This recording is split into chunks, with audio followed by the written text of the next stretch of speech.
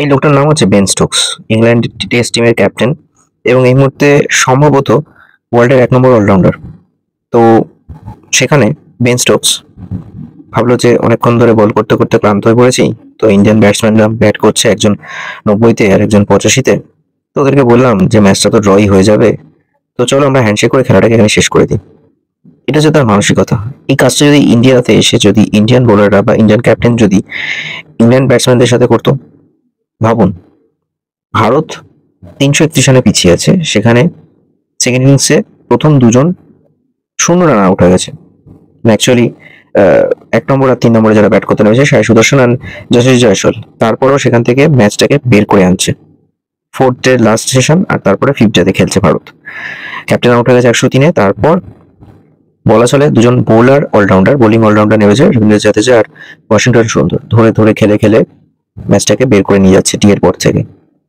Usually নিয়ম হচ্ছে যে লাস্ট ডেতে ম্যান্ডেটরি 15 ওভার খেলতে হয়। তার আগে দুই দলের ক্যাপ্টেন যদি মনে করে যে এই ম্যাচ থেকে আর কোনো মীমাংসা বেরোবে না, তাহলে তারা ওই 15 ওভার আর খেলে না, সেখানেই খেলাটাকে বন্ধ করে দেয়।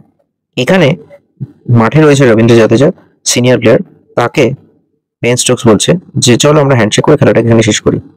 তখন রবীন্দ্র জাদেজা বলছে আমি কিছু নিতে পারবো না ডিসিশন, আম্পায়ার যেটা বলবে সেটাই হবে। বলছে তুমি তো সেঞ্চুরি করবে হ্যারি ব্রুকের এগেনস্টে, তাতে কি হবে? সেঞ্চুরি করা না করাতে কি হবে? টেস্ট দলের চান্স পাওয়াটা একটা বড় বিষয় আজকের দিনে দাঁড়িয়ে। সেখানে একটা রান করা, সেখানে একটা সেঞ্চুরি পাওয়া। ওয়াশিংটন সুন্দর একটা সেঞ্চুরি পাচ্ছে, রবীন্দ্র জাদেজা একটা সেঞ্চুরি মিস করে যাবে। এতক্ষণ ধরে খেলাটা কন্টিনিউ করলো, আর সেখানে ও বলছে কিনা চলো আমরা হ্যান্ডশেক করে খেলাটাকে শেষ করি। ইংল্যান্ডের যদি এতই ভালো পেসার থাকে, তাহলে হ্যারি ব্রুককে দিয়ে বল করাতে গেল কেন? যে সেঞ্চুরিটা হ্যারি ব্রুকের হাতে হবে কেন? জোফরা আর্চার রয়েছে, কার্টস রয়েছে, আরো তো অনেকে রয়েছে, তাদের দিয়ে বল করা, যদি এরকমটাই ইংল্যান্ডের ক্যাপ্টেন মনে করে থাকে। তাদের বোলাররা বল করতে করতে ক্লান্ত হয়ে পড়েছে বলে তারা বলছে যে এখানে খেলাটা শেষ করি, আর সেঞ্চুরি করার দরকার নেই। আরে বাহ, অসাধারণ।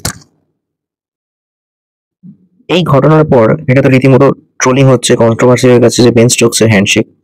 জনাথন ট্রট সে বলেছে যে যে ম্যাচের কোনো মীমাংসা হবে না, তো সেখানে ভুল কি করেছে? দেশের স্বার্থে। আরে দেশের স্বার্থে মানে ভাই, যখন মীমাংসার হচ্ছে না তখন তো যে যার পার্সোনাল রেকর্ড তো বাড়াতে চাইবেই। কেন? আমি তো তখন নিজের জন্য খেলছি, তখন তো দেশ জিতবে কি হারবে সেটা তো ম্যাটার করছে না, ম্যাচ ড্র হবে।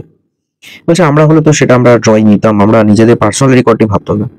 তা এতই যখন হ্যান্ডশেক করার ব্যাপার রয়েছে, তো আমরা গিয়ে হ্যান্ডশেকটা করছি, আর আমাদেরকে কোহিনূরটা একটু ফেরত দিয়ে দিক তো দেখি। এই ইংরেজরা তো কম ভারতের পেছনে লাগেনি, এত বছর ধরে দেশকে সাম্রাজ্য চালিয়ে গেছে ইস্ট ইন্ডিয়া কোম্পানি, ব্রিটিশ সাম্রাজ্য, তারপর এখন তারা বড় বড় কথা বলছে, মানে ভাবতে অবাক লাগে। যাই হোক, যা ঘটেছে ভালোই হয়েছে, বল কর তোরা। সেঞ্চুরিটা হয়ে যাওয়ার পর অবশ্য ভারত ডিক্লেয়ার ঘোষণা করে দেয়, কিন্তু আমি তো বলবো আরো 15 ওভার বল করানো উচিত ছিল। কর 3.5 ধরে বল, দেখ কিভাবে রান করতে হয়। মানছি থার্ড টেস্টে 192 রান চেস করতে পারেনি, হোয়াট এভার, সেটা প্রেশার ছিল লর্ডসে।